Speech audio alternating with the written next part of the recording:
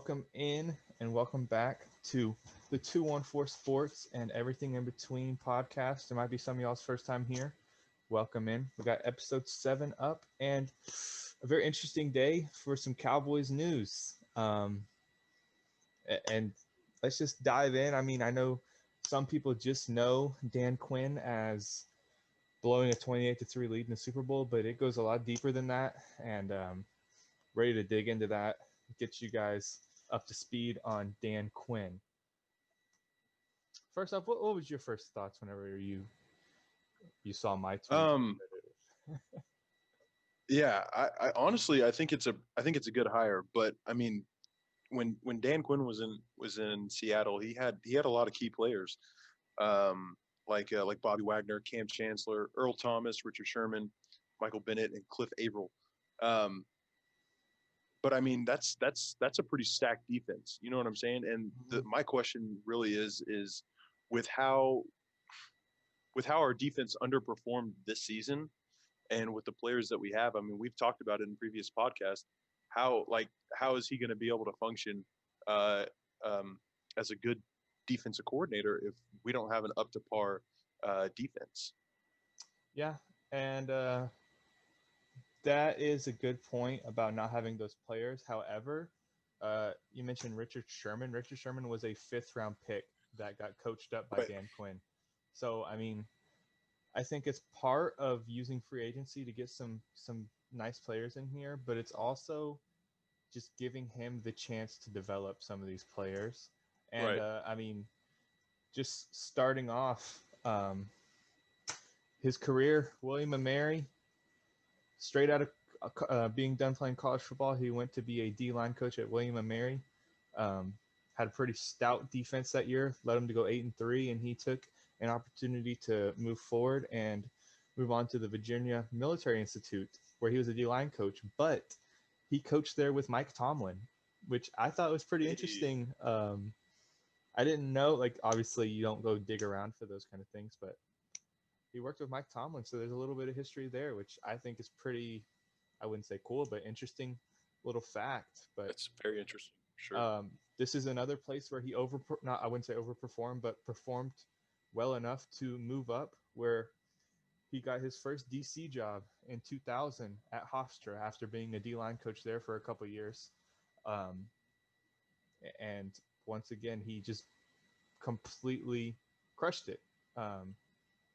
Overperformed, and he got his first chance at the big leagues. I didn't realize that he had been in the league for so long, but started with the 49ers quality control coach in 01 and 02, and then promoted to a D-line coach 03-04 under a pretty well-known coach, Steve Mariucci, who is on NFL Network now. He's got weird hair. But from then he goes to the Dolphins, and from 05 to 07 is a D-line coach under Nick Saban. Nick Saban was the head coach. It wasn't a very good time at Alabama, for the Dolphins, but bleep that out.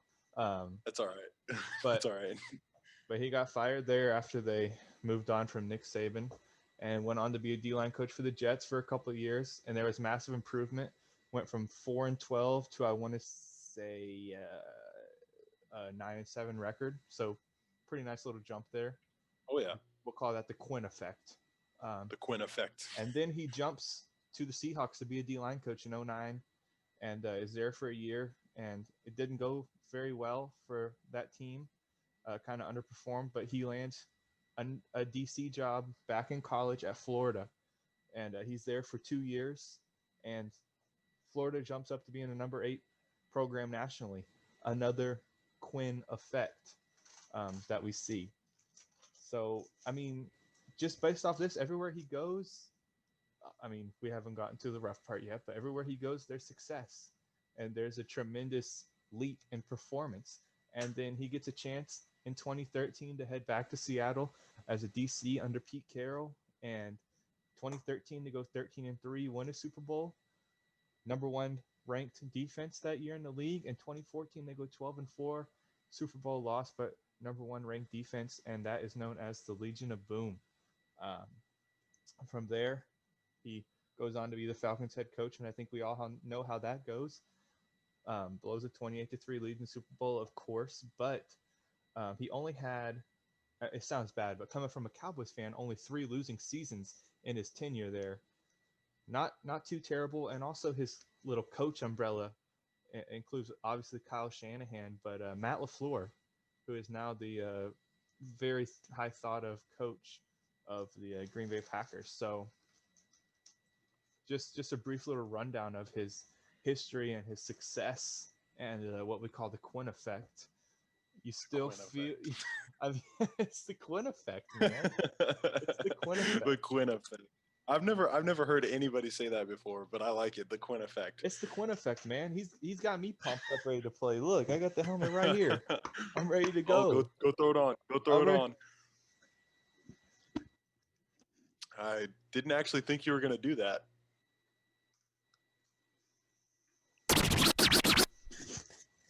Put me in, coach.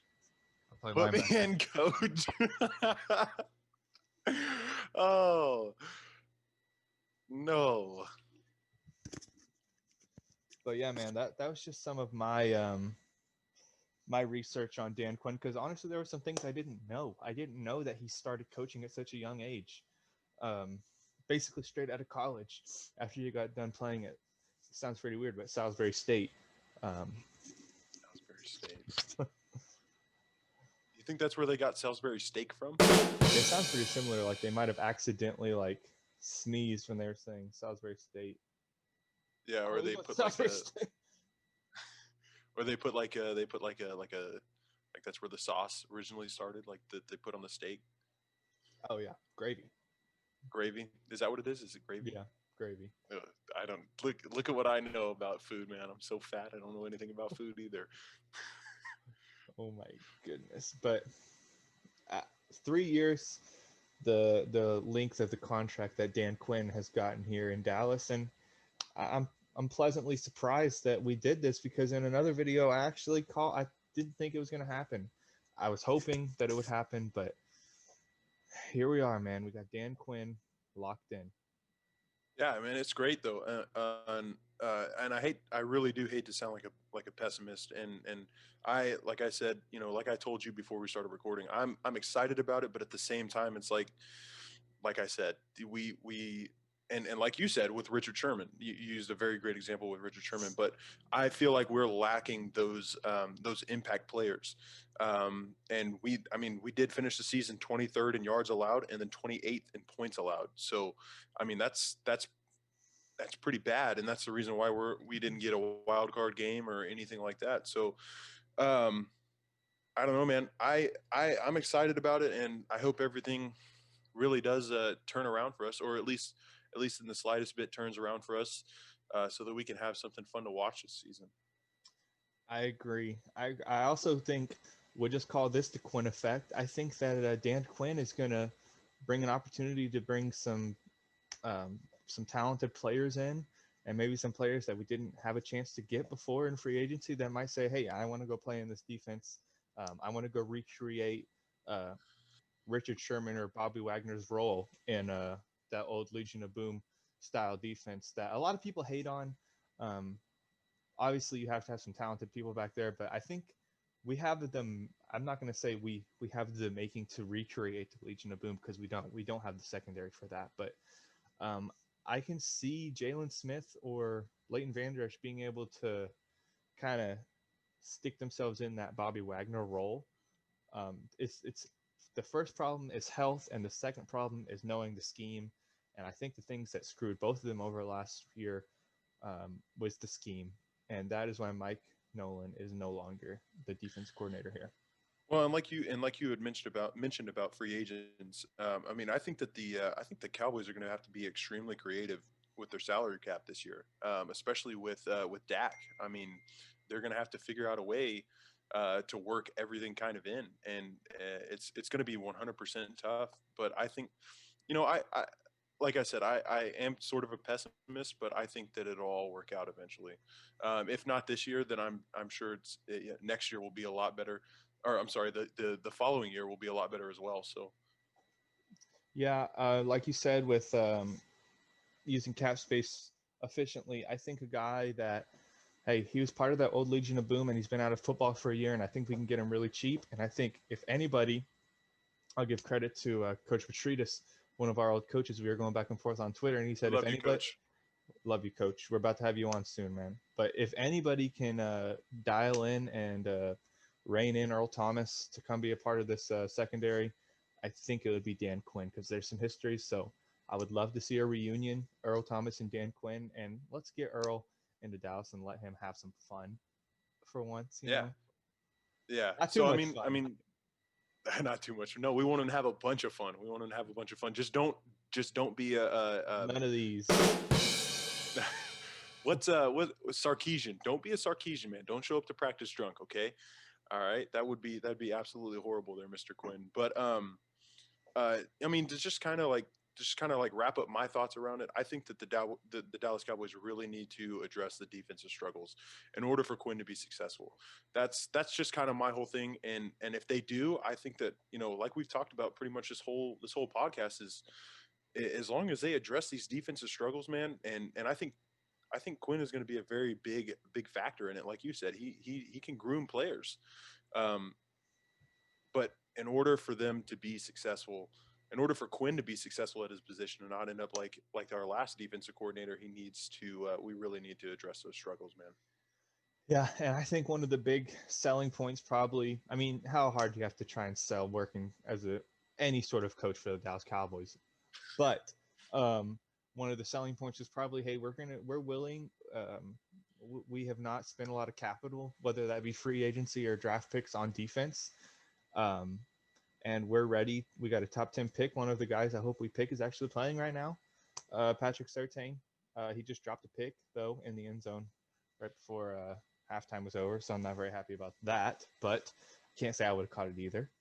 But you know what I mean? I think it's just once we get a couple guys in here and we get this 4-3 scheme rolling, I think that this defense is just it's going to be a force to be reckoned with. Let's just go down the list of Dan Quinn's history of defenses from Seattle on. Obviously, you know, 13, 14, number one ranked defense. 15, the first year he was in Atlanta. 14th. 2016 had a little bit of a down year. 27th. 2017, there were 8th. And then there's a little bit of a drop off as he hired a DC that was kind of not really the same viewpoint. 2018, 25th, 2019, 23rd. But I mean, 5 out of the last 7 years, he's had a top 15 defense, and 3 out of the last 6, he's had a top 10. So, Yeah, hopefully, the Quinn effect is really well down here in Big D. And I'm just very excited. I'm a very excited Cowboys fan, just like we all are at all times. I got a little bit of a trivia question for you, though, to wrap this up. And we'd like to okay. hear what you guys think down in the comments. How many first-round picks are on the field tonight in that national championship game? Oh, I have no idea. Too many, maybe. Too many. So obviously we got. I personally, Justin Fields, Patrick Surtain. I'm gonna go 4. I'm gonna go 4. You're gonna go four. I'm gonna go 4. I mean, from what I saw, I think that I don't know, man. I mean, there's a lot out there, especially on Alabama, dude. I mean, they were kind of kicking ass, and it was kind of I took a lot. I mean, I took a lot of notes on it, and I was really looking forward to talking about it. And you were just like dropping the bombshell on me. We're not even gonna talk about it. I was It's the like, Quinn man, effect. It's the Quinn the effect. Quinn effect. You're too It's what excited for Quinn, happens. man. I am very excited for Quinn because we're about to get Oh, this defense on track. This offense is going to be on track. We're going to get Dak back, and guess what? Super Bowl. Super Bowl. As long Okay. as as long as we go to the Super Bowl, hey, as long as we do not get a 28-3 lead in the Super Bowl, we're gonna be all right. We're gonna be all right.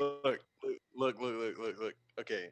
I am a Cowboys fan, but I don't like to say that I don't like to say everything that I don't like to be the normal Cowboys fan. This year is our year because it Oh, always lets me down. yeah. Well, that's why. we'll eventually. I mean, we'll eventually get there. But Dude, come on, man. I'm Come on. thinking playoffs this year. I'll be happy with playoffs. I'll be happy with Playoffs. the NFC title game. If we go to the NFC title Don't game, talk about playoffs. I will cream myself. We're still trying to win a game. We're still trying to win a game, but hey, guys, there's a jersey still up in the air. There's still a jersey up in the air. I mean, I'm trying to figure out who we're gonna give this jersey to. We're 25% there. We need 30 more subscribers. Let's do it. Let's do it. And hey, do it, guys. Let's do it. If any of you are watching this from the Ticket Facebook group and you made it this far, don't roast me in the comments, man. Don't roast me. They're probably going to, but hey, haters gonna hate. Why would Leave they a like. roast me? Are they gonna roast both of us or me? They're gonna roast Jacob and Jacob, but hey, guys, Jacob and Jacob. we appreciate you taking the time out of your day. Like, subscribe to win that jersey. To win that jersey, you got a 1 out of 40 chance. Those are high odds. Those are high odds. High odds. But hey, we salute you and go Cowboys as always. Go